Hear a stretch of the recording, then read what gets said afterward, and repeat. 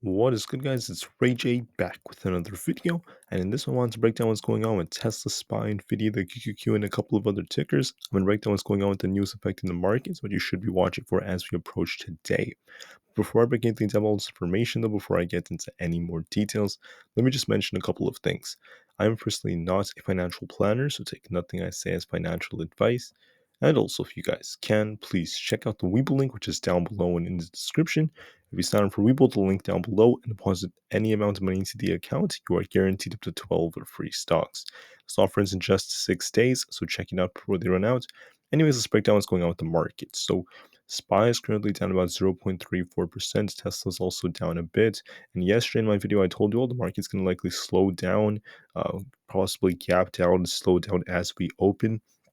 And so far, that's what's happening to the market. So we're starting to slow down a bit. And we're going to be watching to see if buyers could step in very, very soon at these levels, try to defend and push us right back up towards the 200 EMA.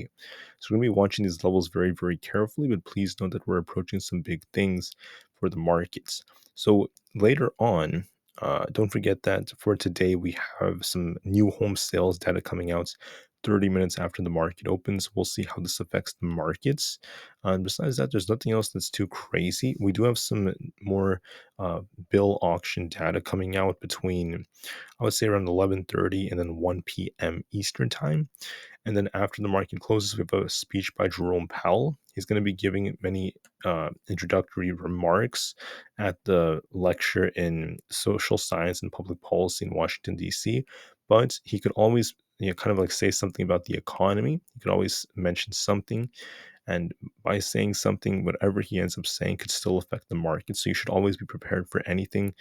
We saw this guy cause the market to tank over the last few weeks, right? He could just open his mouth and things can move like crazy. So one little comment about the economy, how things are looking, could still shake the markets, and that's why you always want to be prepared just in case. Not really just kind of like write this off. We'll see what Powell says, but the thing that's going to be just as significant for Thursday will be the GDP numbers, which are going to be pretty huge, not to mention initial jobless claims. So we're going to be watching all this data coming out for Thursday, and today is going to be the last kind of like more lenient day before some more data heavy days come out. Now for earnings, after the market closes today, we have Meta and IBM, more big tech earnings. And tomorrow we have the notorious Amazon announcing its earnings. So this is going to be the focus of the market for now. There's been a lot of talk about how Alphabet and others are doing. Alphabet's earnings were quite decent overall. They had an 11% increase in revenue, but there were some concerns about their cloud business, which missed expectations that sent the stock down. Microsoft is still up quite nicely after we saw some nice net income grow, and the revenue also rose quite nicely.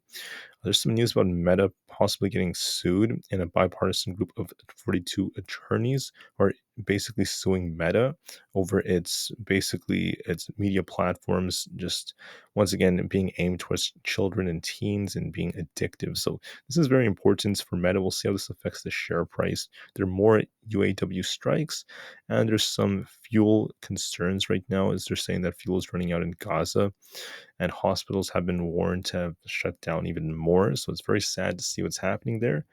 And with that potentially happening, we're going to be watching to see how this ends up affecting gas prices and such. So it's going to be very important as time goes on. We're still starting to see this affecting crude as we're seeing higher volatility, but we'll be watching this very carefully as time goes on. So with that said, there's not a whole ton of data. Wait for the first 30 minutes to see how new home sales affects the markets. And now we're going to be watching some key levels on SPY alongside these other tickers. So on SPY, I just wanted to call out that we're barely holding 422 right now. We were calling some downside for the markets yesterday. And as we're dropping, we're going to be watching to see where buyers step in. So we have a new support that developed from the pre-market. We're going to be watching basically this 421.5 support right about here if SPY ends up continuing to hold below 422, and we could end up invalidating this like wedge that's forming. We're going to be watching this support down here at 421.5.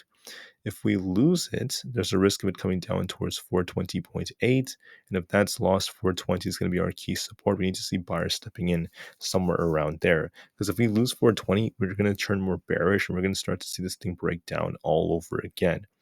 But it hasn't happened yet. We also have this gap up here.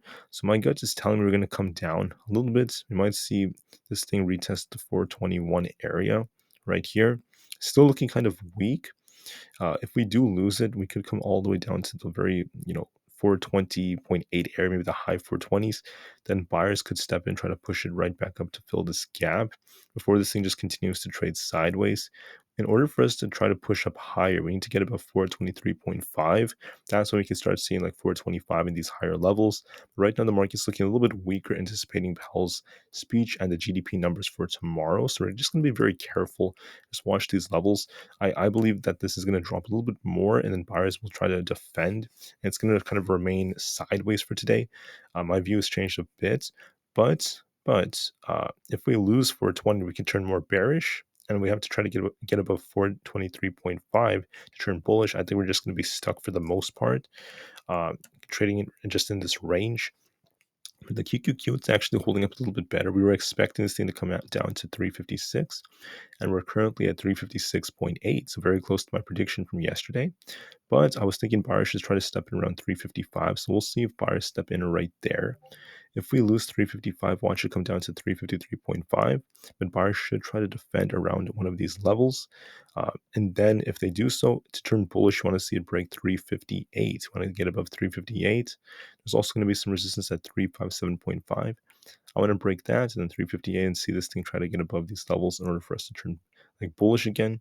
There is definitely potential for that to happen, but we need to see where buyers step in first, as we're still looking bearish at the time I'm recording this. So make sure you watch these supports. We'll see where buyers step in, and we will see how this ends up going. We are looking a little weak right now, especially after the fact that Alphabet's down quite substantially. So I'll be very patient. I'll be watching to see where support holds. Same thing on Nvda. Nvidia is also continuing to free fall because we called out this bearish divergence yesterday that developed on the 30 minutes time frame after we hit 440, and it's coming down right now. We were expecting to come down towards 431, and 431 happens to be very close to the 200 EMA. We're currently at 432, so very close to what we predicted. We're going to be watching 431. If we lose this support right here at the 200 EMA, I can see Nvidia coming all the way down towards 428. If we lose that, watch 425. And below that, we have the support right here at 422.5. Those are just some supports, but Nvidia does not look that weak. It could sink a little bit more, but we're going to be watching to see if buyers could step in again. If we see buyers stepping in, we have to try to get above 438. Otherwise, we're just going to be range bound. We're just going to go back and forth and back and forth. If we get above 438, however, that's when we could see this thing turn bullish. That's when this thing could try breaking, this resistance at 440. If we break this, we could see even 444. Now, this is still on an uptrend, so it's not necessarily weak just yet, so we can't really make that claim. We're still making higher highs and higher lows as of right now, but let's see where it bases. Let's see where this thing tries to see buyers step in. Could they hold us above 430? If we lose 430, there's a risk of it coming all the way down to the mid 420s. So we're going to be watching these levels very, very carefully. Looking at Apple stock, we're seeing something very interesting developing. Apple is starting to sink a little bit, but we're going to be watching 172. If we lose 172, we're going to be watching support at 171.5. If we lose that, there's a risk of it coming all the way down to 171. Now, support's not that strong there. The real strong support is going to be 170.25. So we're going to be watching these supports very carefully. Can we hold 171.5? If we lose it, we can start coming down to 171, then 170.25. We want to see where the buyers step in. We're going to see if buyers can try to defend it. If they do push this back up, watch 172.6, 173.5, and then 174.5. If you want to turn bullish, we need to see Apple hold above 173.5. We're kind of far from that, and that's causing the market to slow down as well just a bit. So we're going to be watching, these different factors affecting these stocks. We're going to be watching what news comes out for Apple.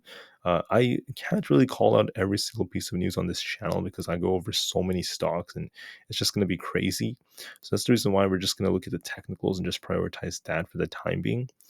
Apple is still cooling off a bit, so watch this support very, very carefully. I do believe we're going to see it continue to sink, but buyers should try to defend at 171.5. We're going to see if they could, try to hold it back up, and we'll see who ends up getting the edge right there.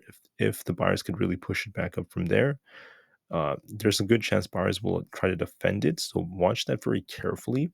But right now, I would say it's going to likely be range bound, at least for the time being. Last but not least, for Tesla stock, I just wanted to call this out. Tesla's also looking a little weak right now. It's kind of stationary, very sideways. Watch 215 as key support. If we lose this, there's some support at 214.8, but I don't think it's going to hold as strongly as it did yesterday. We might see Tesla break down to fill this gap towards 212 if we lose 214. And Tesla looks very tight. It's just going back and forth, not really doing a whole lot.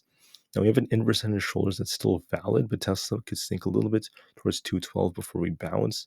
So we're going to be watching these levels carefully. We're going to be watching to see how Tesla holds. 212 is going to be support, and so is 210 and 208. And for resistance, watch 216.8 based off where we currently are, 218, 220, and 222.5. Tesla looks like it could sink a little bit lower. Okay, so you're going to be watching this very carefully. Watch 215 and we'll see if we end up breaking below 214. If we do so, then 212, the gap is going to get filled, and then we should see some buyers defend at either 212 or 210. Otherwise, things will just continue. Anyways, that's what I have for this video. Thank you all so much for listening. I'll see you guys in the next one.